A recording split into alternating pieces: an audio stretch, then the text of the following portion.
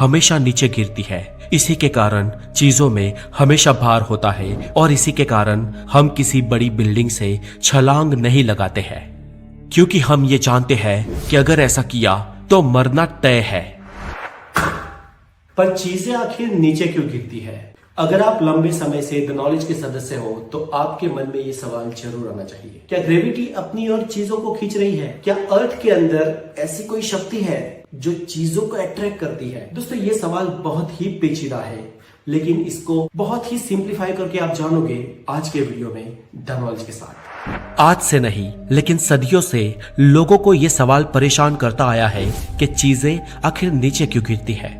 जी दोस्तों, ये सवाल सिर्फ न्यूटन को नहीं लेकिन कईयों को हुआ है।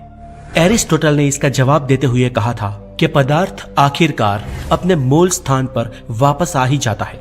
ठोस चीजों का संबंध धरती से है और वो धरती पर वापस आ जाती है और धुआं हमेशा ऊपर उठकर वायु में मिल जाता है।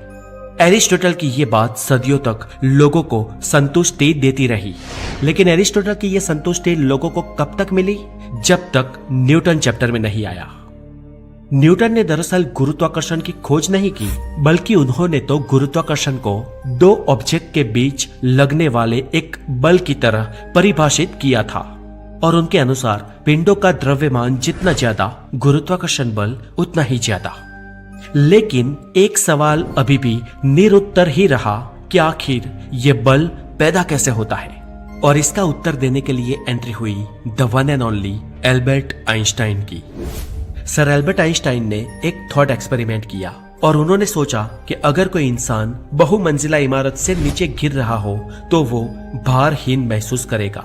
ठीक वैसे ही जैसे कोई अंतरिक्ष यात्री अंतरिक्ष यात्रा के दौरान जीरो ग्रेविटी महसूस करता है। अब किसी बिल्डिंग से गिर रहे इंसान और अंतरिक्ष यान में अंतरिक्ष यात्रा करने वाले अंतरिक्ष यात्री, इन दोनों की भारहीनता में फर्क क्या है? तो फर्क कुछ भी नहीं है। दोनों ही पर गुरुत्वाकर्षण बल कार्य नहीं कर रहा होगा, क्योंकि गुरुत्वाकर्षण बल जिसे एक आकर्षण करने वाले बल की तरह माना जाता है, असल में वैसा कुछ भी नहीं है। तो फिर कैसा है? तो भाई ऐसा है कि गुरुत्वाकर्षण बल कोई ऐसी अट्रैक्टिव शक्ति नहीं है जो चीजों को अपनी ओर खींच ले। अब आप कहोगे कि भाई अगर ऐसा नहीं है तो लोग नीचे क्यों गिरते हैं, चीजें पृथ्वी पर नीचे क्यों आती है?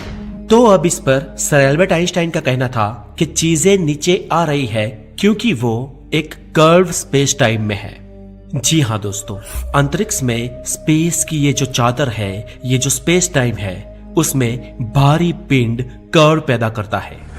यानी कि पिंड जितना भारी होगा उतना ही स्पेस टाइम को कर्व करेगा और इसीलिए ब्लैक होल इंफिनिटी तक इसमें कर्व पैदा करते हैं।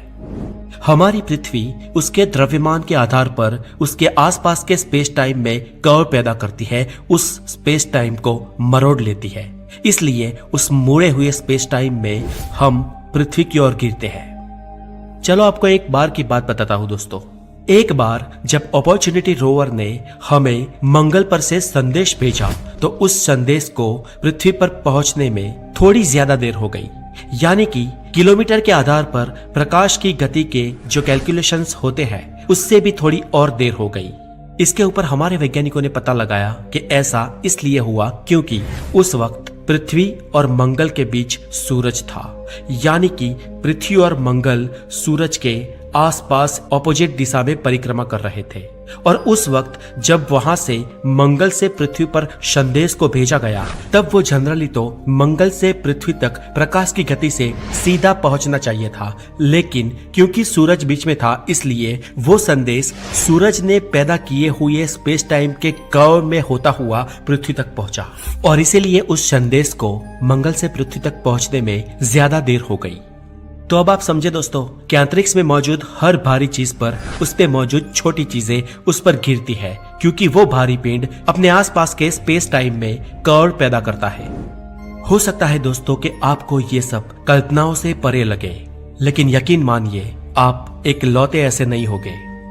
जब एल्बर्ट आइंस्टाइन ने इस थियरी को दुनिया के सामने रखा तब आम आदमी को तो छोड़िए, दुनिया के तमाम वैज्ञानिकों को भी ऐसा ही लगा था और तब आइंस्टाइन ने अपनी थियरी को प्रूव करने का, उसे टेस्ट करने का तरीका भी उन लोगों को बताया था।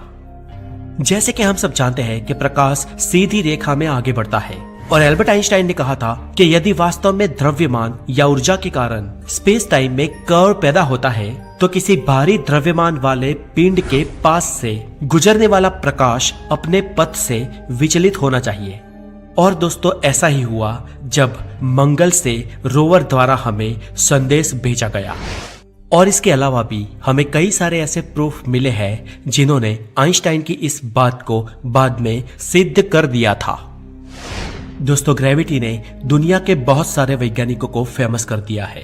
न्यूटन से लेकर आइंस्टाइन तक ग्रेविटी के प्रभाव से परे नहीं रह पाए हैं।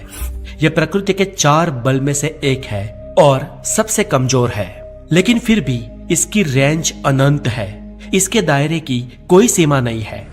आज मिल्की वे का ब्लैक होल भी हमें उसकी ओर खींच रहा होगा, लेकिन कहा ना ये बल बहुत ही कमजोर है, इसलिए इसका बहुत ही धीमा और अरबों साल बाद प्रभाव दिखता है।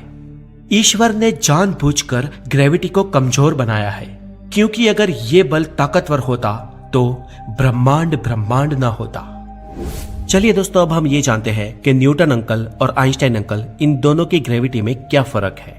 तो ग्रेविटी पर न्यूटन का कहना था कि ऑब्जेक्ट पृथ्वी पर गिरते हैं क्योंकि पृथ्वी के अंदर एक फोर्स है जिसे ग्रेविटी कहते हैं और वो पृथ्वी पर चीजों को अपनी ओर खींचती है।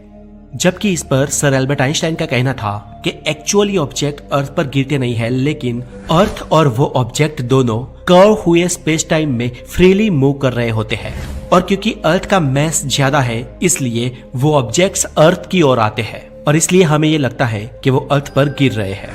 मतलब कि अर्थ के अंदर कोई गुरुत्वाकर्षण नाम की शक्ति नहीं है जो अपनी ओर सबको खींच रही है, लेकिन ये स्पेस टाइम में हुए एक कर्वेशन, एक गड्ढे के कारण हो रहा है। अब चलिए दोस्तों आपके दिमाग की थोड़ी और एक्सरसाइज कराते हैं। मान लो कि आप पृथ्वी के सेंटर में हो, तो पृथ्वी के सेंटर में ग्रेविटी कितनी होगी? कम, ज्यादा, कितनी? आगे बढ़ने से पहले हमें कमेंट करके बताइए। मानो कि अर्थ का डायमीटर 12,742 किलोमीटर है और आप अर्थ के नॉर्थ पोल से ठीक बीचों बीच अंदर गिर रहे हैं। अब अंदर गिरते ही गर्मी इतनी बढ़ जाएगी कि इंसान मर जाएगा, लेकिन मान लो कि आप इसमें बच जाते हो।